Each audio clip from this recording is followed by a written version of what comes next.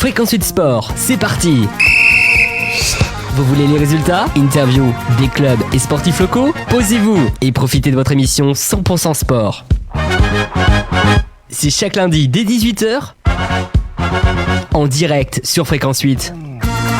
Et bonsoir à toutes et à tous, merci de nous avoir rejoints en ce lundi 12 octobre 2020 pour votre émission hebdomadaire Fréquence 8 Sport en direct de 18h à 19h. On est donc ensemble pendant une heure pour parler des résultats sportifs du secteur Montfortais, du bassin rennais et du pays de Brocéliande. Pour nous écouter, c'est très simple, le 90.5, le site internet www.fréquence8.fr et bien évidemment le Facebook Live. Pour m'accompagner, il est présent comme chaque lundi pour analyser les résultats des équipes du FC Bretéz-Talensac. Vous le connaissez aussi bien que moi, c'est Philippe Lemoelle. Salut Philippe. Salut Pierre-Louis, bonsoir tout le monde. Comment vas-tu? Impeccable, très bien, très bien. De très bons résultats ce week-end. En plus, ce qui ne gâte rien. Eh ben exactement, tout ça on va analyser ça dans quelques instants et donc durant cette émission nous parlerons tennis de table avec le président du Montfort Tennis de Table ici présent dans le studio. Il s'agit de Michaël Robert. Bonsoir Michaël. Bonsoir Pierre-Louis. Merci beaucoup aussi donc d'avoir été d'être avec nous ici dans le studio, première fois ici à Fréquence 8. C'est une première pour moi. Voilà exactement et puis donc on le répète, président du Montfort Tennis de Table. On va parler justement de cette saison, cette nouvelle saison, la préparation et les nouveaux objectifs du club et des différentes équipes du MTT. Parfait. Eh bien parfait, voilà, durant cette émission. Il rêvait des Jeux Olympiques de l'été prochain. Il n'a malheureusement pas été sélectionné pour les JO de Tokyo en canoë. Cédric Joly sera avec nous par téléphone dans quelques secondes. Fréquence 8 Sport, c'est du sport et rien que du sport. On est ensemble pendant une heure. Si vous nous rejoignez, eh bien bienvenue sur l'antenne de Fréquence 8. Fréquence 8 Sport, c'est chaque lundi dès 18h en direct sur Fréquence 8. Et il est avec nous par téléphone, ce ne sera pas pour cet été, il a pourtant tout donné durant les sélections olympiques à Pau de mercredi à dimanche, mais il n'a donc pas été sélectionné pour les JO de Tokyo en canoë. Cédric Joly est avec nous par téléphone. Bonsoir Cédric. Bonsoir Pierre-Louis, bonsoir à tous. Bon, je te demande pas comment ça va, parce que j'imagine que le moral n'est pas bon depuis hier. Ouais, il y a de la déception forcément, hein. C'est dur de passer à côté d'une sélection olympique,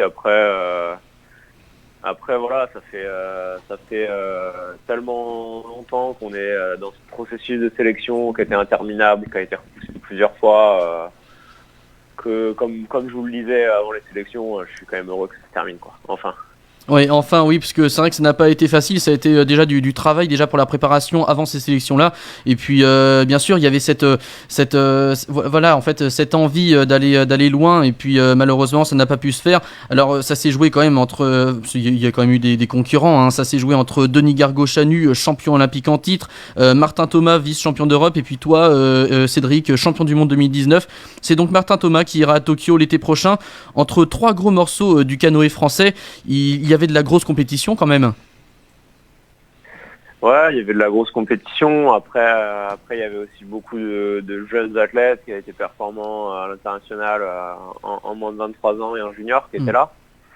Ce qui était forcément assez frustrant pour nous parce que on a repoussé déjà une première fois la sélection olympique à l'issue des championnats du monde de l'année dernière parce que je sais pas, la fédération a été incapable de décider à ce moment-là.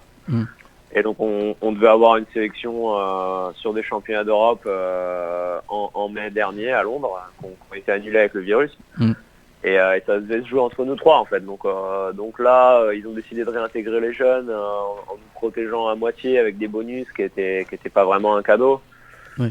Et donc on s'est retrouvé pas dans une bataille à 3 comme ça aurait dû l'être, mais dans une bataille à 15. Et voilà, forcément, il y avait plein de jeunes qui avaient les crocs, ça a donné des courses très très rapides. Il n'y a que Martin qui a réussi à remporter une des compétitions. Moi, j'ai même pas réussi à rentrer en finale les 2 premiers jours. Donc, ouais, c'était des courses compliquées. Et là, après coup, on se demande qu'est-ce qui s'est passé, quoi. Comment on en est arrivé là à avoir un champion du monde et un champion olympique qui doivent aller se bagarrer en octobre, 12 mois après la dernière compétition internationale, sans vraiment être préparé et devoir combattre contre des jeunes qui avaient rien à perdre, qui avaient les crocs. avait aussi tout à prouver. Et puis le résultat, c'est que la France n'aura ni son champion du monde ni son champion olympique au départ des Jeux. Et c'est bizarre. C'est bizarre. Oui, c'est vrai que c'est bizarre, oui, parce que Denis Gargaud, champion olympique en titre, toi champion du monde. C'est vrai que même les Français vont se demander, mais c'est quand même bizarre. Même Denis Gargaud n'est pas dedans. Alors après, on verra aussi comment ça va se passer. Martin Thomas, il y en a peut-être qui le connaissent peut-être pas suffisamment, peut-être que ça ne parle pas, sauf aux fans de canoë qui s'y connaissent vraiment, mais pour beaucoup, ça ne leur parle pas. Donc on va découvrir ce nouveau séiste au JO de Tokyo. Ouais, non, mais il est très bon, Martin. Il est régulier à haut niveau. Il a fait vice-champion d'Europe l'année dernière. Il est régulièrement en finale de Coupe du Monde. Moi, j'ai aucun problème avec sa sélection. C'est plus la façon dont ça s'est fait et puis le fait qu'on nous ait imposé 2 ans de sélection olympique. Moi, c'est surtout à la fédération que j'en veux aujourd'hui. Moi, le énième report des sélections olympiques en mai dernier a cassé toute mon envie, ma motivation. J'avais plus envie d'aller au jeu, j'en rêvais plus. Ouais. Et forcément, j'ai eu une préparation du coup très compliquée, avec peu de motivation. J'ai eu beaucoup de mal à m'entraîner. J'étais obligé d'adapter ma façon de m'entraîner pour revenir régulièrement en Bretagne, retrouver un peu d'envie et de motivation. Toutes les 3 semaines, je rentrais parce que sinon, je pétais des plombs. Donc, j'ai pris conscience très vite que j'avais plus cette envie d'aller au jeu, que encore 6 mois de sélection olympique après 2 ans sous pression non-stop, c'était la goutte d'eau qui a fait déborder le vase. Mais voilà, je savais, mais j'ai pas réussi. Malgré le travail qu'on a fait avec mon entraîneur, ma préparateur mental, à passer au-delà de ça, j'ai réussi à retrouver de l'envie que sur ce dernier jour de sélection, quand c'était encore possible. Mais voilà, j'ai fait la meilleure manche dont j'étais capable à ce moment-là, et sauf que il me manquait 6 mois d'entraînement et j'ai pris que la 4e place. Donc oui, la 4e place, et donc alors ce ne sera pas Tokyo, mais ce sera Paris en 2024. On y croit en tout cas, Cédric? Ouais, je sais pas. Ça reste à voir. Non, ça a rien d'évident aujourd'hui, surtout à chaud. Voilà, là, je vais prendre le temps de la réflexion. Déjà, ma saison 2020 est terminée. Je ne courrai pas la Coupe du Monde de Pau dans un mois parce que voilà, je sais que aujourd'hui je suis pas au niveau pour la courir. J'ai pas l'envie. J'ai pas envie d'aller y faire de la figuration. Donc ma saison est terminée, je vais prendre du repos en Bretagne, trouver le temps de me ressourcer et puis voir si j'ai envie de me lancer vers ce projet de 4 ans vers Paris 2024. Ça a rien d'évident, donc je vais prendre le temps qu'il faudra avant de me lancer là-dedans. Eh bien en tout cas, alors avant de nous quitter, j'aimerais quand même que dans le studio, malgré ta non-sélection à Tokyo, j'aimerais quand même que nous applaudissions Cédric pour son travail, son courage, car il le mérite amplement. Donc on félicite quand même Cédric. Donc bravo Cédric quand même pour ton travail, même si ça n'a pas été simple durant cette compétition. Tu as quand même donné le meilleur de toi-même, même dans la difficulté. Mais voilà, en tout cas, on te souhaite bon courage pour la suite, et puis on espère te revoir encore plus fort. Merci, ça fait chaud au cœur. Merci beaucoup Cédric, à très bientôt. Merci. Au revoir. Voilà, Cédric Joly qui était avec nous sur Fréquence 8 après cette non-sélection pour les JO de Tokyo. Ça fait mal forcément, mais Cédric est quelqu'un de fort, même si évidemment le moral est complètement à zéro. Mais voilà, en tout cas on lui souhaite bon courage pour la suite, et on espère le revoir très grand pour la prochaine fois. Allez, maintenant on passe avec du football et avec le retour du championnat. Comme d'habitude, on commence avec le championnat féminin, avec en R1 Mordel qui fait match nul de partout face à l'AB de Saint-Malo. Mordel est 4e avec 4 points. Et en D1, j'ai envie de dire, la voilà enfin, cette première victoire, Philippe, de la saison. Et on l'attendait pour les filles de l'entente FCBT Montfort Family Football. Victoire 3-0 contre Aurigny-Fouillard, Philippe. Voilà. C'est fait. C'est fait, voilà, on l'attendait comme je le dis. Ouais, ça va leur faire un bien énorme. En plus, c'est hyper mérité comme victoire. Parce que moi, j'ai vu une bonne partie du match quand même hier, parce qu'elle joue en levé de rideau de notre équipe senior garçon. C'est hyper mérité comme victoire. Elle mène 1-0 à la mi-temps sur un but de Noémie Baudry. Déjà, le plus dur était fait, parce que le fait de mener, ça soulage, ça fait du bien. Oui. Sur la deuxième mi-temps, elles en mettent 2 autres, plus vers la fin de la rencontre peut-être, mais ça leur a permis aussi comme ça de bien rester concentrés jusqu'au bout. Héloïse Josse met le deuxième et Noémie Baudry va de son doublé. Oui. Ce qui est bien. En plus, il y a un penalty qui a été tiré sur la barre. Bon, à 1-0, ça aurait pu faire vraiment le break. Oui. Mais sur l'ensemble du match, c'est 3 points. C'est largement mérité, ça va leur faire du bien et je pense qu'elles vont repartir sur une nouvelle dynamique avec des équipes dans leur championnat là maintenant qui vont elles vont rencontrer vraiment des équipes de leur championnat. Oui. Je sais que la prochaine journée, dans 15 jours, elles vont aller à l'OEAC. Bon, après, c'est compliqué parce qu'à l'OEAC, il faut jouer à 11h du matin, donc c'est un peu plus difficile. C'est un peu plus difficile. Bon, déjà, les 3 premiers points sont pris, qu'elles continuent comme ça, qu'elles bossent à l'entraînement avec les éducateurs du club, comme Tony Collet, qui est leur dirigeant aussi le dimanche, qui les fait bosser à l'entraînement le mercredi, Samuel Partenay le vendredi sur Breteuil, qu'elles soient massivement présentes à l'entraînement, aux entraînements, je dirais même. Et après, elles vont retrouver une très très belle dynamique et remonter largement vers le haut du tableau. Et en tout cas, avec cette victoire, les filles sont 4e avec 3 points. Ouais, c'est bien. Donc c'est bien. Il y a 2 matchs de championnat de fait. Elles ont démarré par un morceau...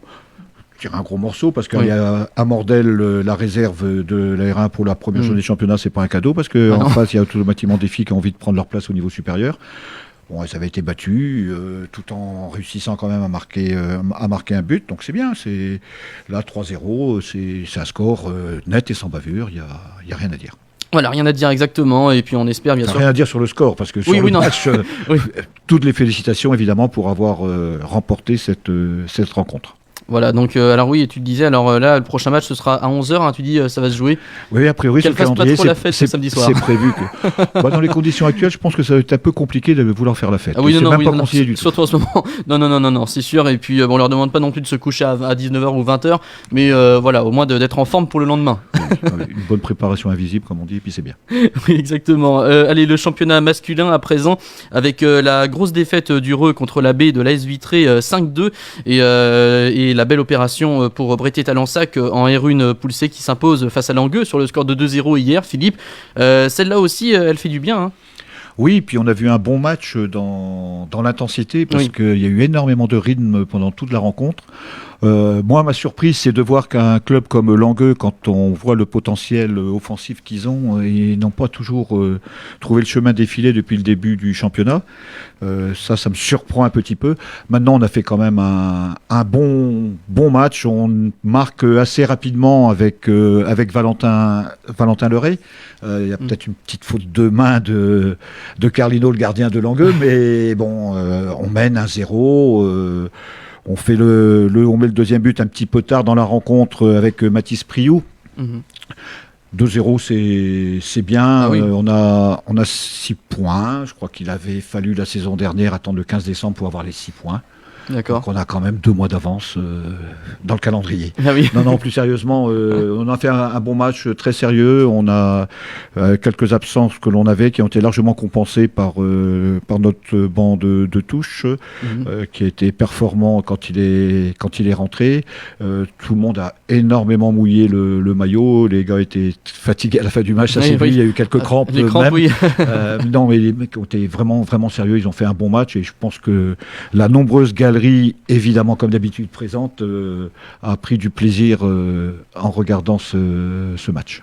Eh bien, on va voir ce que va en dire Lionel Quacois à l'instant, le coach du FCBT, qui affirme que la victoire était importante. Lionel Quacois. Bon Lionel, voilà, belle victoire aujourd'hui face à Langueux. Donc voilà, il fallait que cette victoire se fasse et puis c'était important de gagner ce soir.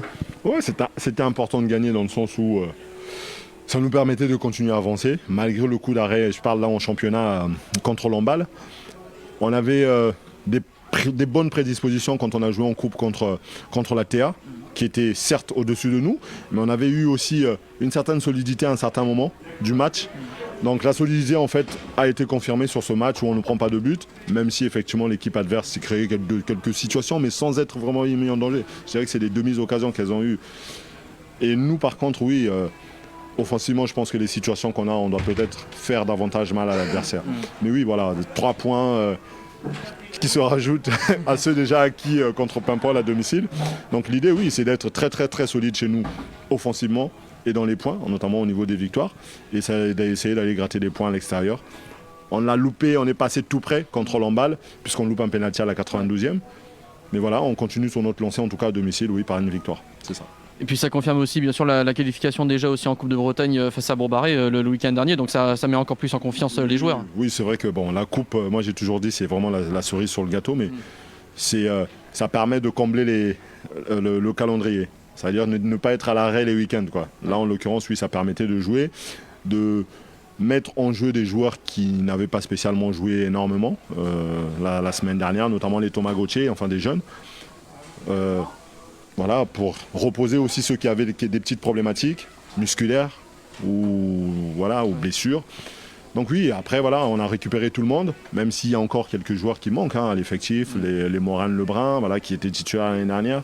Non oui, c'est une bonne qualification de coupe pour préparer Langueux. Voilà, c'est juste une confirmation sur la semaine qu'on a passée, quoi. En tout cas. Ouais, c'est une bonification. Voilà. c'est bon. Voilà, effectivement c'est bon, donc voilà, la victoire est acquise. Voilà, merci beaucoup Lionel, et puis bon courage pour la suite. Merci à vous, continuez à nous suivre, merci. Oui, toujours. Merci à vous. Et oui, Lionel Kouakoua, oui, effectivement, on va continuer à vous suivre, effectivement, c'est sûr, c'est que du plaisir de toute façon de suivre le Montfort Ifanic Football et le FCBT et le Montfort Ifanic Football et tous les autres clubs du coin, c'est sûr. Donc oui, Lionel Kouakoua le disait, donc là le prochain match, ce sera un match de coupe de Bretagne. Donc là. Non, puisqu'il y a eu d'important, je crois hier, c'est que, et je pense particulièrement à Gabi Trincard, notre gardien, on ne prend pas de but. Non, donc il a fait un bon match aussi. Oui, toute l'équipe a fait un bon match. Oui, bien sûr. Mais derrière, on a été très costaud, tout le groupe a bien travaillé défensivement, et sur une rencontre comme celle-là, qui est notre 3e en R1 pour le championnat cette année, faire un clean sheet, c'est pour le moral des troupes, et je disais donc à Gabi, c'est top, quoi. C'est top parce que c'est important de ne pas prendre... Surtout, comme je disais tout à l'heure, quand j'ai vu quand même les joueurs offensifs de Langueux qui ont été assez impressionnants, on n'en prend pas, c'est très très bien. Et on était efficace aussi après, devant. Et puis donc là je le disais, oui, le prochain match, donc ce sera le 4e tour de Coupe de Bretagne dimanche prochain à Poligné. Donc comme disait Lionel, et ça va faire aussi, ça va permettre en fait aux jeunes de jouer aussi, hein, donc et puis aussi je me suis demandé aussi le fait en fait de faire un week-end championnat et un autre la coupe, mais c'est comme ça depuis le début, ça ne perturbe pas l'équipe, Philippe?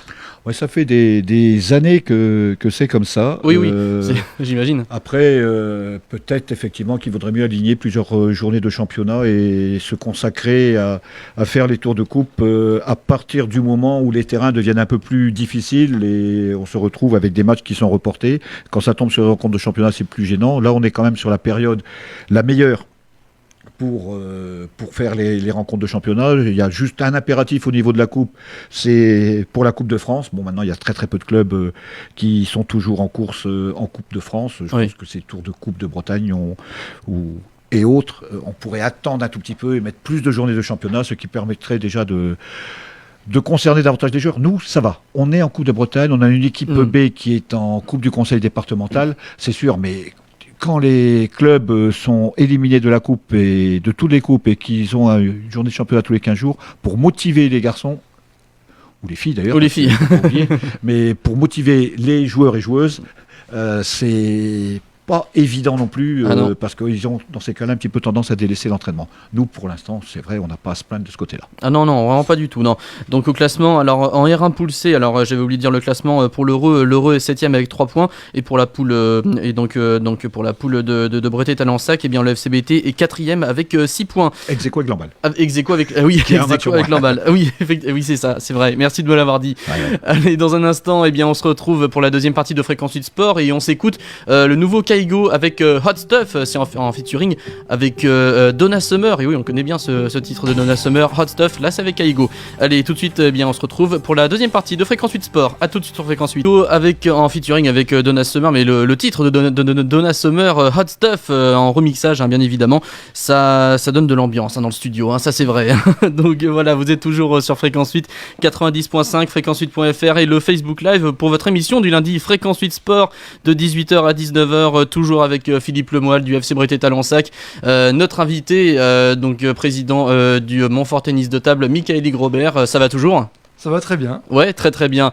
Eh bien, donc là, ça bouge, hein, sur le Facebook Live aussi. Hein, donc il y a des commentaires comme Christophe Lachasse. Salut à tous les sportifs et sportives Montfortais et à ton équipe, Pierre-Louis. Eh bien, bonsoir Christophe, hein, le dirigeant donc, qui représente le club de handball du Brocéliande, le club de Montfort Communauté. Et on va donner les résultats de handball, hein, tout à l'heure durant cette émission. Nous sommes toujours donc dans le football.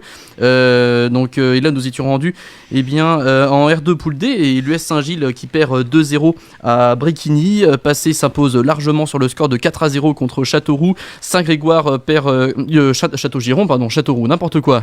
Oui, non, ils vont pas aller jusqu'à Châteauroux quand même pour faire un match. Non, je crois pas. Saint-Grégoire, quoique en Ligue 2, pourquoi pas. Saint-Grégoire perd contre la Vitréenne à l'extérieur 2-1 et Montauban enregistre sa deuxième victoire en s'imposant contre le HCC, l'Entente L'Ermitage, la Chapelle-Toireau, Saint-Tré. 6-1. Gérard Demort est allé à la rencontre du coach montalbanais Boubacar Diawara. On l'écoute. Alors nous sommes avec Boubacar, qui est le nouvel entraîneur de l'OC Montauban. Boubacar, alors ça y est, vous avez oublié le match de dimanche là. Oui, on l'a oublié, on sait que le quotidien c'est le championnat. Donc il fallait vite se laver la tête et remettre les choses à l'endroit. Donc on a rencontré aujourd'hui l'Ermitage qui était un concurrent direct au maintien. 6-1, une belle petite équipe de jeunes là, qui ont eu de la réussite dans leurs occasions. Là. Oui, il y a eu de la générosité, on s'est simplifié la vie avec du jeu combiné à 2, à 3. Et on s'est appuyé sur ce qui fait notre force depuis le début, qui est la transition. Donc là-dessus, on a fait mal et on a été efficace. Et si les scores de la sorte continuent, est-ce que l'OC Montauban peut entrevoir d'autres objectifs ? Non, on ne va pas s'enflammer. On est sur 3 journées de championnat avec 2 victoires et 1 défaite. Donc voilà, donc l'objectif c'est le maintien et on reste concentré pour cet objectif-là. On ne va pas commencer à s'enflammer. Merci Boubacar et puis bonne chance pour la suite. Merci.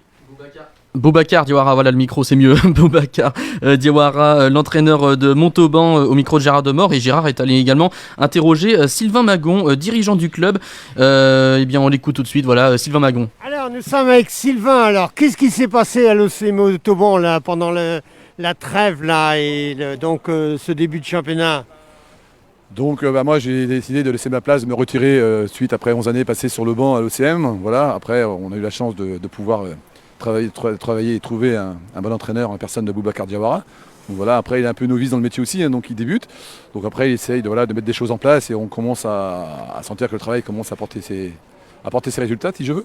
Donc voilà, après suite à la contre-performance en Coupe de France dimanche dernier, on peut être fier de nos joueurs qui ont réagi aujourd'hui en créant du jeu et réalisant un bon match. Oui, beaucoup de jeunes, hein, et il y a beaucoup de nouveaux joueurs, mais également beaucoup de jeunes sur le terrain là, avec l'OC Montauban. Oui, voilà, on continue un petit peu ce qu'on a fait depuis des années, c'est-à-dire travailler avec notre école de foot. Donc voilà, et puis on a eu la chance au Mercato de récupérer des joueurs qui étaient partis aussi, qui sont revenus, donc voilà, des très jeunes aussi, hein, dont Antoine Le Chartre, Nathan Herviot qui sont revenus 1 an après. Donc il nous faut aussi du bien et offensivement, voilà, on voit qu'on a une équipe aussi qui je pense pourra être ambitieuse sur la saison 2020-2021. Sylvain, en termes clairs, vous êtes prêt pour avoir des objectifs, hein, de monter en particulier ? Oui, on sait très bien que un groupe de 14, ça va être compliqué aussi. Voilà, il y a des belles équipes qui sont dans notre groupe aussi. Saint-Grégoire, la TA, Cesson aussi. C'est quand même des équipes qui je pense, ont un potentiel pour jouer le haut de tableau. Après, nous, l'objectif, si tu as vu la saison dernière où c'était compliqué, voilà, on s'est entre guillemets maintenu aussi, si on peut le dire, grâce au Covid. Et voilà, donc nous, le but du jeu, c'est déjà de jouer le maintien. Et après, on verra si on peut parler d'objectifs sur la saison. Mais avant toute chose, c'est le maintien avant toute chose. Merci Sylvain et puis bonne continuation, hein. C'est toujours un plaisir de venir à Montauban. On parle beaucoup de nouveaux équipements à Montauban. Qu'est-ce qu'il en est, Sylvain, des équipements qui sont attendus ? Bon, c'est très bien qu'à Montauban, on attend avec impatience notre terrain synthétique. Donc voilà, aujourd'hui, on a eu des rencontres qui ont été organisées avec l'Assemblée, avec la municipalité. Et donc voilà, on sait aujourd'hui... Celui de Guichin ou celui de Montfort en synthétique? Parce que paraît-il qu'il n'y a pas le même équipement. Ouais, bon après, l'équipement, on verra bien. Le but du jeu, c'est déjà d'avoir un synthétique. Après, avec des noyaux d'olive ou avec des billes de caoutchouc, je sais pas, mais moi, avant toute chose, c'est d'avoir notre synthétique. Et je pense que si on veut continuer à grandir, il est impératif que notre terrain synthétique arrive le plus rapidement possible. Je pense pour les entraînements, parce que c'est difficile, et même les matchs, pour tous les équipes, plutôt que de reporter les matchs. Ah oui, je suis d'accord là-dessus. Nous, voilà, moi, j'ai fait pendant 11 ans des séances d'entraînement où ça a été compliqué. Donc voilà, le projet avec Bouba, c'est aussi s'inscrire aussi avec l'arrivée du synthétique. Donc j'espère que pour l'hiver 2021, entre guillemets, bon cette année on sait que c'est fini, mais au moins pour décembre 2021, on ait au moins un synthétique qui arrive aussi à Montauban et je pense que ça pourra nous faire un grand bien aussi au club. Merci Sylvain, à bientôt. Voilà, Sylvain Magon, l'un des dirigeants de l'OC Montauban, qui parlait des nouveautés de la saison à Montauban et puis le terrain synthétique, effectivement, donc ça très important et puis voilà, une nouveauté tout simplement. Et puis alors on va également écouter bien le coach de l'équipe de l'Ermitage La Chapelle-Thoireau-Cintré juste après ce match contre Montauban, Erwan Thiraud. Alors nous sommes avec Erwan, l'entraîneur, le coach de l'équipe Fagnon du FC l'Ermitage La Chapelle-Cintré. Alors qu'est-ce qui s'est passé là? Vous faites un bon match contre Bégard en Coupe de France et aujourd'hui on ne vous reconnaît pas contre Montauban. Ah non, on sait pas. On ne nous reconnaît pas. J'ai aucune explication. On a été totalement absent des débats. Il va falloir trouver l'explication s'il y en a une rationnelle qui existe, mais là je sèche complètement. Vous sembliez montrer beaucoup de hargne en arrivant en R2 là. On croyait déjà à des objectifs, mais en fait là aujourd'hui Montauban vous remet au niveau de la R2. Alors, je ne sais pas qui pensait ça, mais nous, on a toujours dit qu'on était là pour apprendre et qu'on savait que la saison pouvait être difficile. Il y a un énorme fossé entre la R3 et la R2. On ne s'est pas pris pour d'autres, ça c'est une certitude. Et on sait qu'on a beaucoup de boulot. Vous avez quand même de bons joueurs qui ont montré, mais aujourd'hui, ils n'étaient pas là. Non, j'avais personne de présent aujourd'hui, mais à commencer par moi-même, on a tout loupé. On a tout loupé. Alors, est-ce que pour l'avenir, est-ce que vous avez quand même de bons espoirs et que vous vous donnez des objectifs quand même prudents mais sérieux pour Les objectifs sont les mêmes depuis le début de l'année. On joue le maintien en R2, on est là pour apprendre. Il va falloir trouver des solutions pour mieux travailler encore. Voilà, et pourtant les joueurs s'entraînent, mais... On est peut-être un peu victime de notre succès aussi. On a 60 joueurs à l'entraînement le mardi et le jeudi.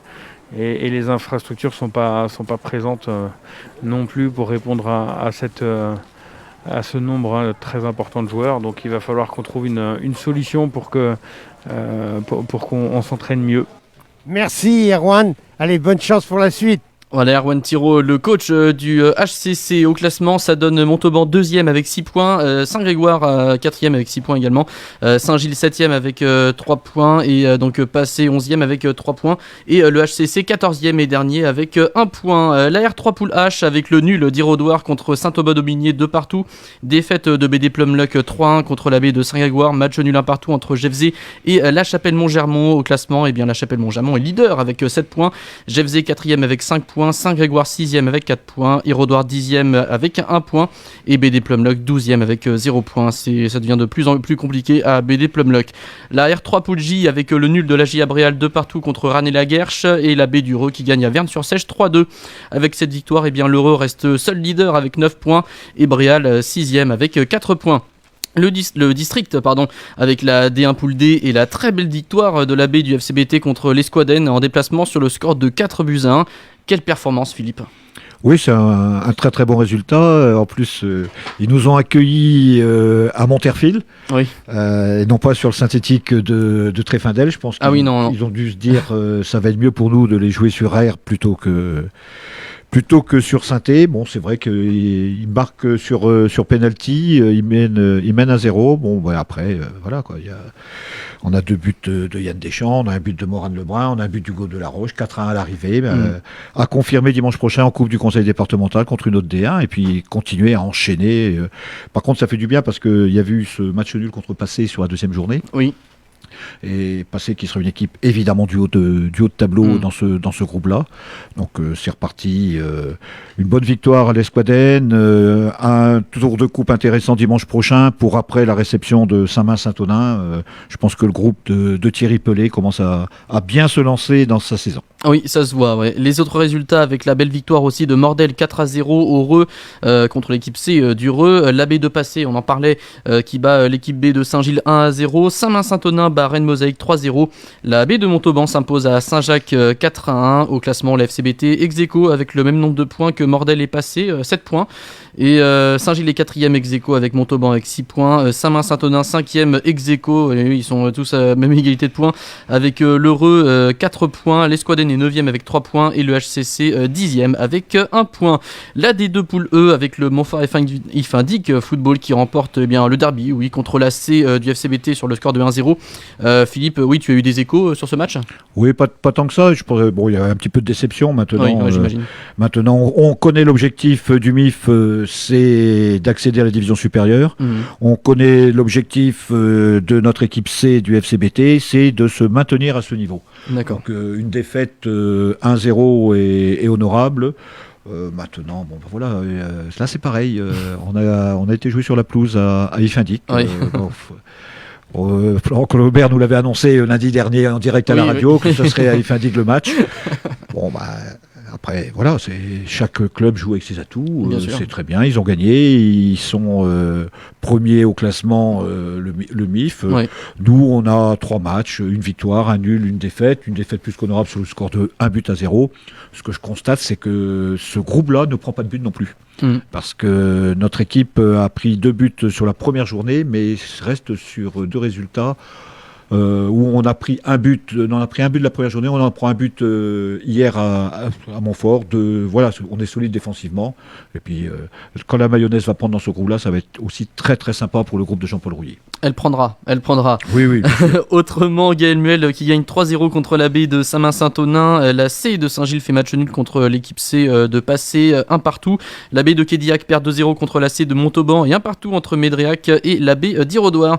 Au classement, Montauban et le MIF possèdent le même nombre de points, 9 points en étant premier et deuxième.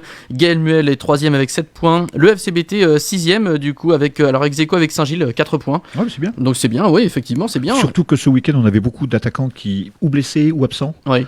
Donc ça veut dire que sur les équipes, quand il en manque un peu trop, ça pénalise les équipes C, voire D. Ouais, c'est ça. La D2 poule F, avec la victoire sur la B de Bréal 4-3.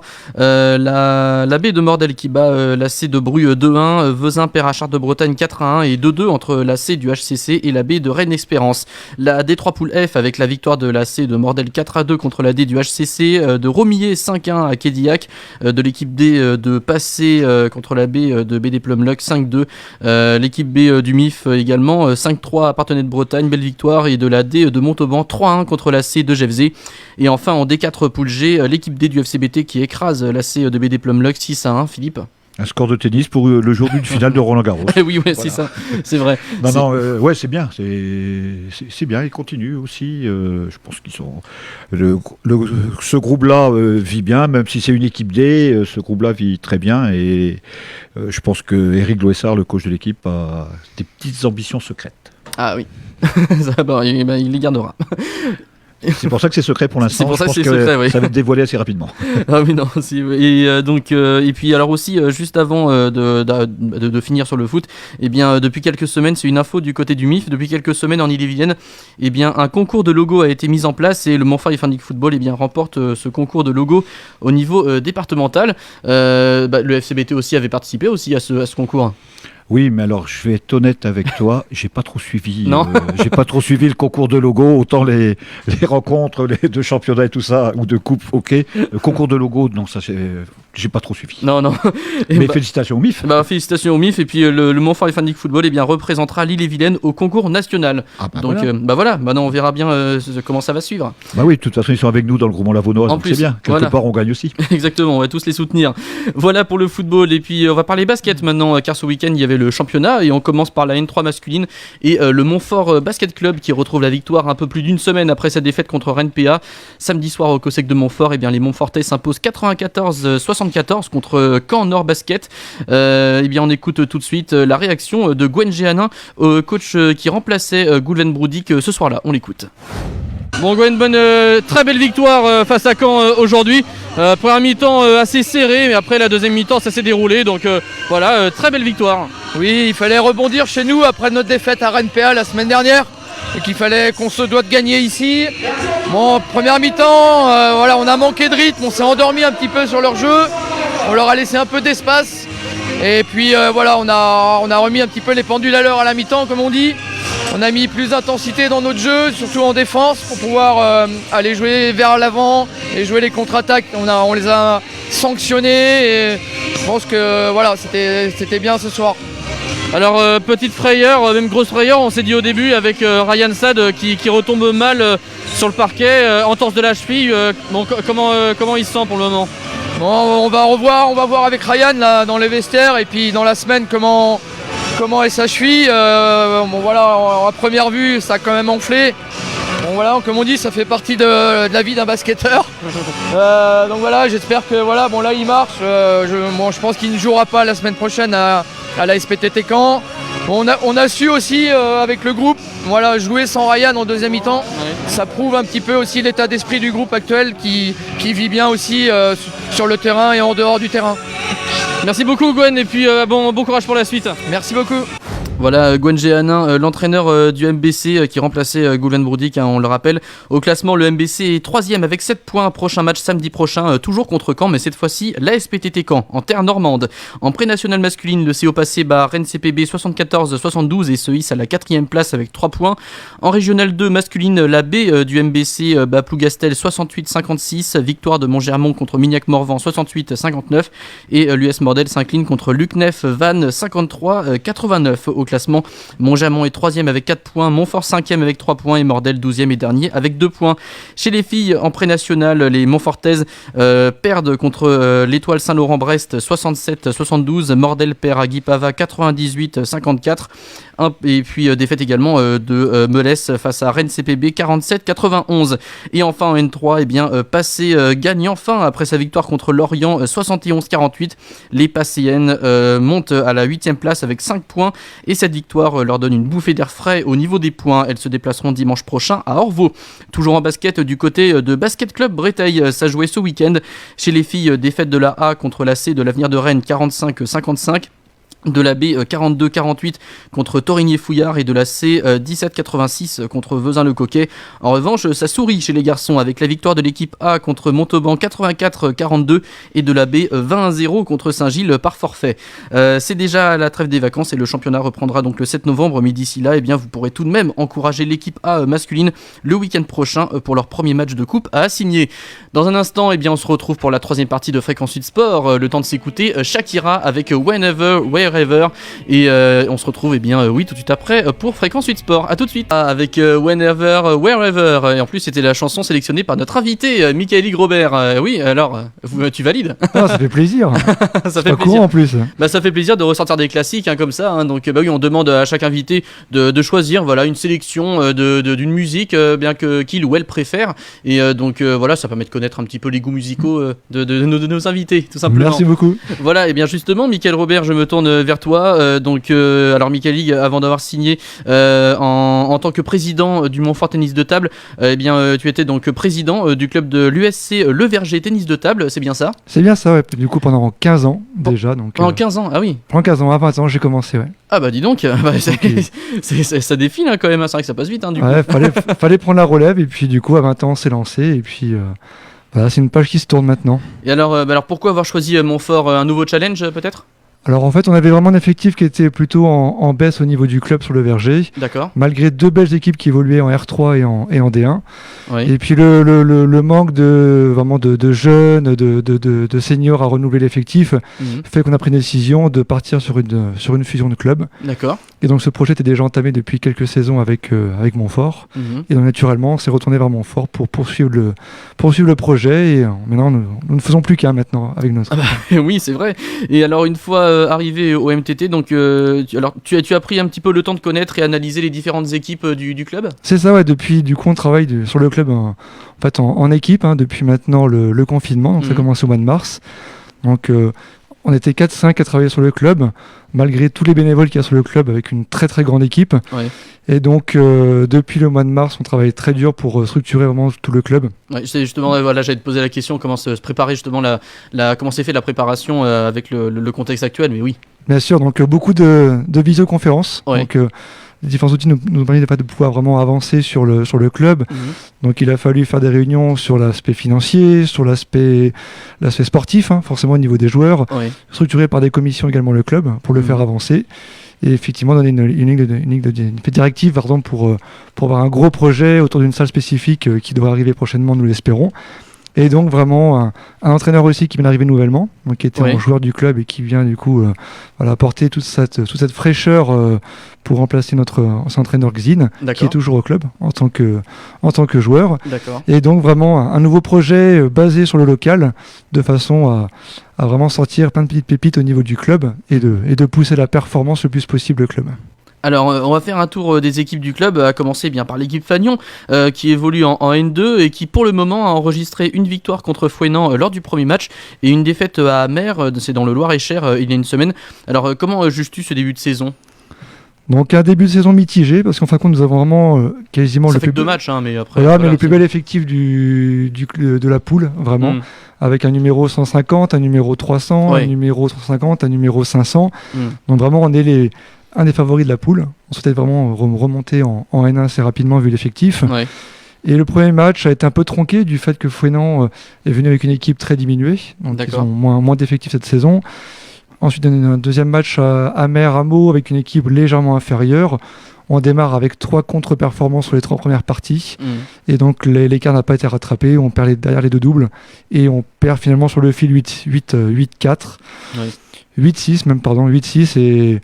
Vraiment, comme disait le coach de l'équipe, un match assez décevant. Donc on espère du coup se rattraper sur les prochains matchs pour essayer de viser toujours donc le podium, voire une montée à la fin. On espère vraiment remonter pour la deuxième phase en N1. Ouais, voilà, justement, c'était aussi ma question, c'est que l'objectif reste la montée en N1. Tout à fait, ça reste la priorité pour le club. Et ben voilà, l'équipe B, alors maintenant qui évolue quant à elle en pré-national, fait pour le moment un mauvais début de saison, 2 défaites lors des 2 premiers matchs.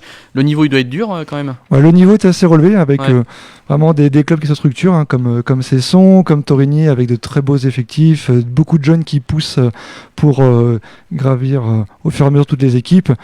Et nous avons fait une équipe qui est, on va dire, moins compétitive, parce qu'il y a quelques départs durant l'intersaison. Donc un mercato qui a été assez mouvementé sur le club. Et donc une équipe qui finalement est là pour se défendre individuellement, essayer de grappiller quelques points. Mais on sait très bien que l'équipe devrait logiquement descendre en R1 et essayer de la maintenir après en deuxième phase à ce niveau.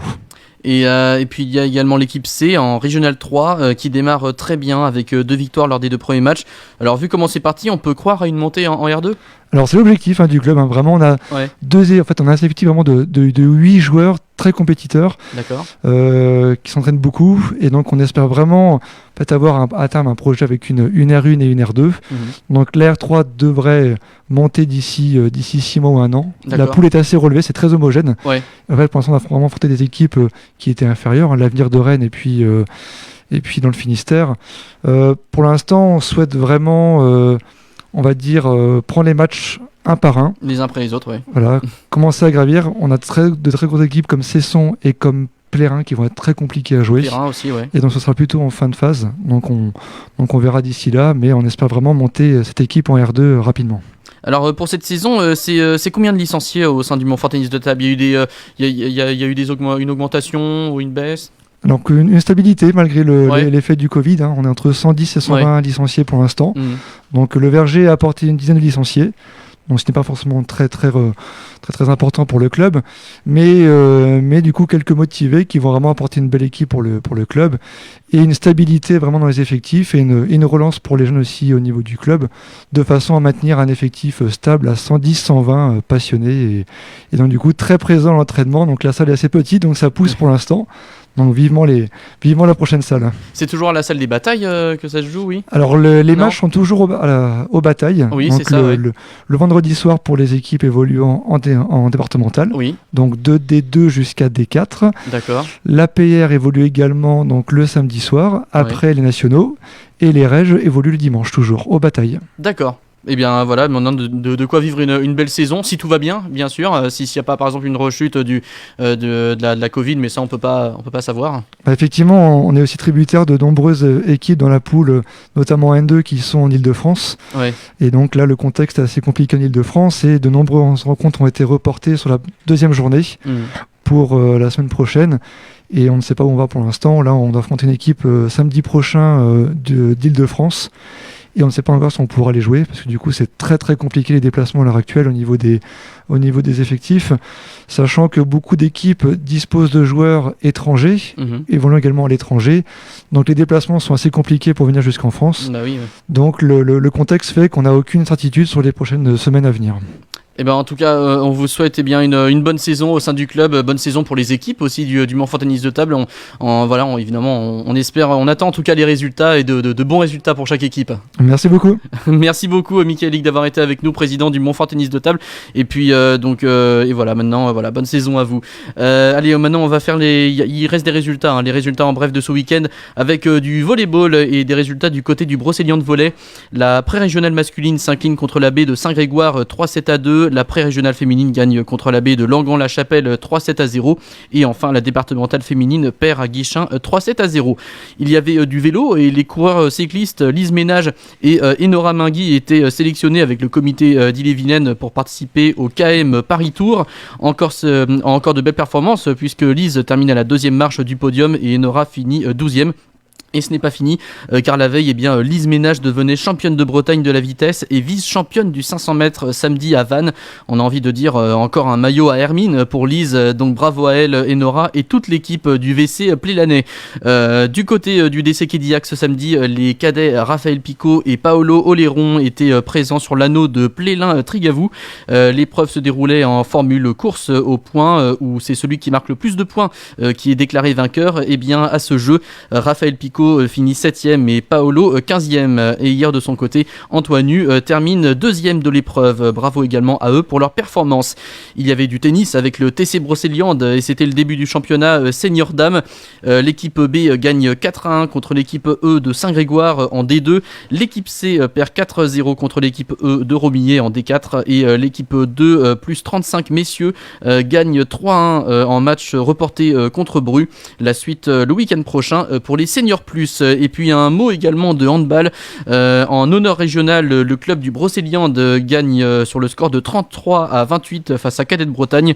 Et du côté de l'équipe B qui évolue en 3e division territoriale poule 3, la B bat handball club 23-15. Voilà pour les résultats de ce week-end pour Fréquence 8 Sport. Merci de nous avoir écoutés. Merci à Michael Robert d'avoir été Michael Lick, Robert. Oui, ça sonne breton, remarque. Hein. Ah, c'est breton. C'est breton. Bien local. Exactement. Merci donc d'avoir été avec nous. Bonne saison du côté du tennis de table.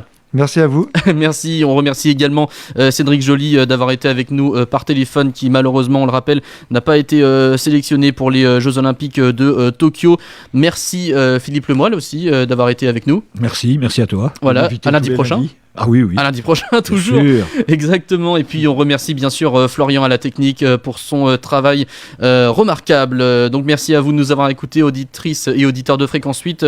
Prochain rendez-vous de Fréquence 8 Sport lundi prochain, toujours 18h en direct. Et puis on se retrouve également samedi pour l'agenda sport à 10h sur le 90.5 et le site fréquence8.fr. D'ici là, passez une excellente semaine, portez-vous bien et surtout profitez des vôtres. Et comme on dit ici, Kenavo, salut, ciao. Fréquence 8 Sport, c'est chaque lundi dès 18h en direct sur Fréquence 8.